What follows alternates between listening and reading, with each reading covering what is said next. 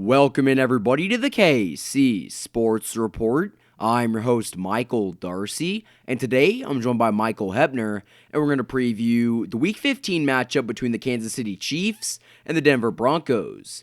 Chiefs Kingdom, we have a very exciting Week 15 matchup to preview. The Denver Broncos come to Kansas City to face the Kansas City Chiefs at Arrowhead Stadium, and I could not be more excited for this game. A divisional opponent when the Chiefs already have the AFC West locked down, and this game is actually going to be entertaining because the Broncos have switched QBs. We saw Joe Flacco back when we saw them in Denver, but now it is Drew Lock, the local kid from Lee Summit who played at Missouri, is under center for the Broncos at quarterback. So this is going to be a great matchup, seeing a kid from Kansas City play against his hometown team. What do you think, Michael? What do you think the keys are for the Chiefs to win this game against the Broncos?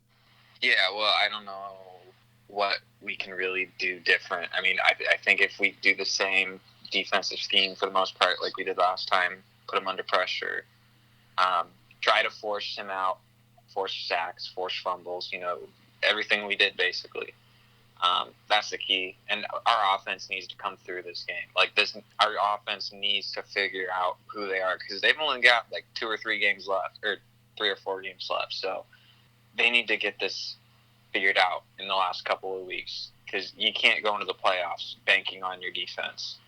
At least this defense. But one of the points that you brought up is that they need to apply pressure on Drew Lock, and I agree. But one of the things that I've seen recently from just 2 games, I mean, keep in mind he's only played 2 games, but in those 2 games, he has not looked bad. He beat the Chargers, and he went into Houston and beat the Texans in their stadium. So that's pretty impressive. But he has a great arm. He can throw on the move, and he's a guy that likes to get outside the pocket. He almost reminds me of like a poor man's Patrick Mahomes. I'm sorry, Denver Broncos fans, for saying that, but I mean, it's true. Patrick Mahomes is just better. But I mean, you can't really compare the two, but in his short career, it looks like that he can make some of the throws that make a quarterback really special. So the Chiefs have the game plan for that, but I mean, like you said, if the Chiefs defense, who in my opinion, have one of the best defensive lines in football, if they can get to Drew Lock and make his life a living hell, he has no shot in this game.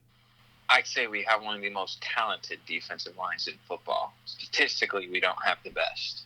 But to your point, I mean, it's going to be interesting. Drew Lock had an 81.5% completion percentage last week versus the Texans. 300 yards, 3 touchdowns, 1 interception. His quarterback rating was 136 points. I mean, he played really well last week versus the Texans. So, I mean, it really comes down to stopping him because that's how we won last time. We stopped Joe Flacco. We stopped them from throwing the football. So if we can do that again, we can definitely get a win. And they haven't even been running the football that much. I mean, they only ran for 90, 80 yards. Well, I mean, here's the thing. I mean, like you said, we stopped them from throwing the ball. Well, I disagree. We made them throw the ball with Joe Flacco, and that's why we won. Because they could not run the ball with Phillip Lindsay. The Chiefs were stacking the box.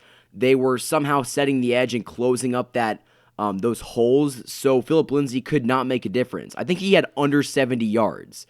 And that was after Broncos fans said that he was going to torch us for 150 plus. But also in that game, I mean, the Chiefs sacked Joe Flacco 9 times. Yeah, that's right, 9 times. And if they can do that half the time, I mean, nobody's going to beat them. So the Broncos have a very weak offensive line. It has been proven. And if this Chiefs defense, led by Frank Clark, led by Chris Jones, led by Alex Okafor, if they can apply that pressure, I just can't see Drew Lock winning this game in Arrowhead because it's going to be really tough. And one thing that I've looked at recently is the stats do not look good in the Broncos' favor. The Chiefs have won the last 8 matchups against the Denver Broncos, and the last time that the Broncos beat them, it was in the Peyton Manning era. So, I mean, good luck, I guess. It's just not likely, in my opinion.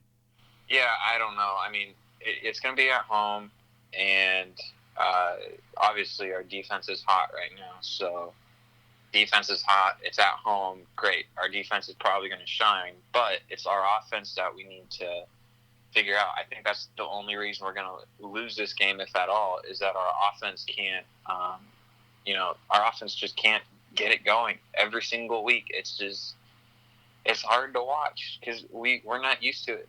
We're used to a bad defense and this phenomenal offense. So See, I our think that offense needs to they're not step it doing a up. terrible job. They're just not as explosive. They And almost lost the game for us last week. they did. And I think that Patrick Mahomes, Eric Bieniemy, and Andy Reid all agree that that's an issue. And I don't expect this Chiefs offense to be the weakness because they have so much talent. They got the best tight end in football, they have the best quarterback in football, and they have the best deep threat in the NFL. So you got so many playmakers on that offensive side of the ball that it doesn't concern me a ton. But I mean, they got to find a way to run the ball. I think that Damian Williams is coming back for this game.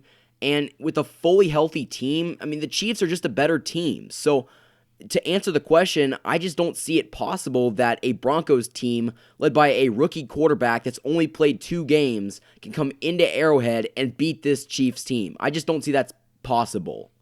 Yeah, I don't know. I think that it's it's not impossible because the offense needs to step up. I mean, just because you have talented players doesn't mean you're going to win. Doesn't mean that you have the ability to win. I mean, look at Cleveland. Cleveland is arguably the most talented team in the NFL.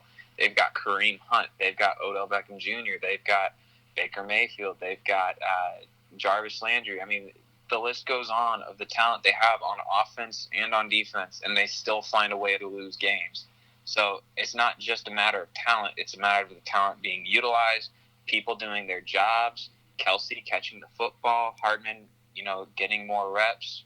Yeah, I mean, everybody just has to do their job. And, I mean, I guess I have to give into it can happen to any team, any Sunday. That's that any given Sunday mentality. But Drew Lock is a Missouri kid, and I'm not personally a Missouri fan, but there's going to be Missouri fans and his own friends and family in that stadium. But, I mean, I've seen it before. Chiefs fans don't care where you went to college. Chiefs fans don't care what you did for the city or what you did for that state. You're on a different team. You're on one of our most hated rivals. And Chiefs Kingdom's going to be loud. They're going to be rowdy. They're going to make Drew Lock regret going to the Broncos or regret playing in Arrowhead. So they're going to find a way to make Drew Lock's job a lot harder. And I just don't bank on him being able to make the plays when he's under all that pressure. And I think that this defense is going to be very good. And I mean, what they've been doing recently, they've got like over 8 takeaways in the past 4 games. I mean, that's ridiculous. And I think that a rookie quarterback coming into this kind of environment is not going to be any better than some of the performances that we've seen in the past 4 weeks. Yeah, I mean, I don't know. I mean, they just walloped the Texans, who everybody thinks is one of the greater teams in the AFC. People are saying they're better than the Patriots. I mean, they just beat the Patriots too. They're in the same shoes we were or are now. Is they beat the Patriots and then they played the Broncos. See, and that's a good point. The Chiefs cannot fall for this game. This is a trap game, and if the Chiefs underestimate this Broncos team, I mean, they could win, and so that they just cannot do that. The Texans did it, and they got blown out of the water. So if the Chiefs treat this like a real matchup and a potential threat, they're going to win this game. But if they treat it like it's nothing, the Broncos could potentially pull a major upset. And I mean, right now, I mean, if the Patriots somehow lose to the Bengals or the Bills or somehow the Dolphins, I mean, the Chiefs could get this number 2 seed. So every game is still important. The Chiefs still have something to play for, and they need to treat every game like it's their last. So if the Chiefs come out strong, the offense needs to pound the ball through the running game. I hope we get to see some Darwin Thompson, but also Mahomes just needs to find a way to get the ball to his receivers, let them make plays, and if the defense on the defensive side can get those takeaways, can apply pressure on Drew Lock, I just don't see it likely that the Broncos win this game.